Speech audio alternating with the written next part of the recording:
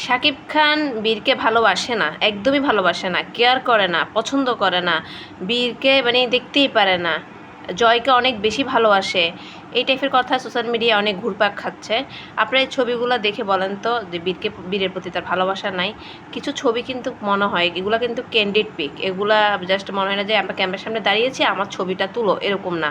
পুরোটাই candid pick, যে কতটা স্নেহ করে বীরকে, কতটা ভালোবাসে। জয়কে যেমন ভালোবাসে বীরকে তেমন ভালোবাসে, কিন্তু বীরেরটা সোশ্যাল মিডিয়ায় উনি শো আপ করে না। বলবে যে ও এখন বীরের জন্য জয়কে বঞ্চিত করেছে, জয় বঞ্চিত হচ্ছে, ভালোবাসার ভাগ হয়ে গিয়েছে, জয় এখন প্রপার পাচ্ছে না, জয় এখন বীরকে মানে এ ধরনের নেগেটিভ হাইপ লেখালেখি ভিডিও করা মানুষ ছড়াবে। শাকিব খানের জায়গায় কিন্তু অনেক চালাক, অনেক বুদ্ধিমান। সে বুঝে কোথায় কাকে প্রায়োরিটি বেশি দিতে হবে। সে বুঝে সোশ্যাল মিডিয়ায় জয়কে প্রায়োরিটি বেশি দিলে মানুষের সিম্পৃতি পাবে, মানুষের মানে বেশিরভাগ মানুষ জয়কে বেশি ভালোবাসে, কারণ জয় প্রথম সন্তান। বীরকে বেশি ভালোবাসে, জয় বঞ্চিত হচ্ছে।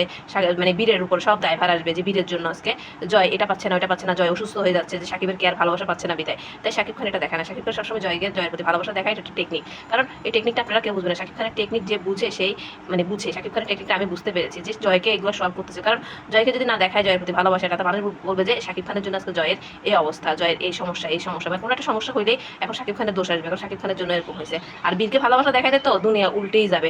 হ্যাঁ, বীরের জন্য আজকে জয় ছেলেটা আজকে বঞ্চিত বাবার ভালোবাসা থেকে, বাবার স্নেহ থেকে, বাবা এখন দেখতে পারে না, বাবার জন্য আজকে ছেলে অসুস্থ, এটা সেটা। তাই শাকিব খান দেখাচ্ছে সোশ্যাল মিডিয়ায় জয়কে ভালোবাসে, আর এমনি পার্সোনাল লাইফেও বীরকে অনেক বেশি ভালোবাসে, জয়কেও ভালোবাসে।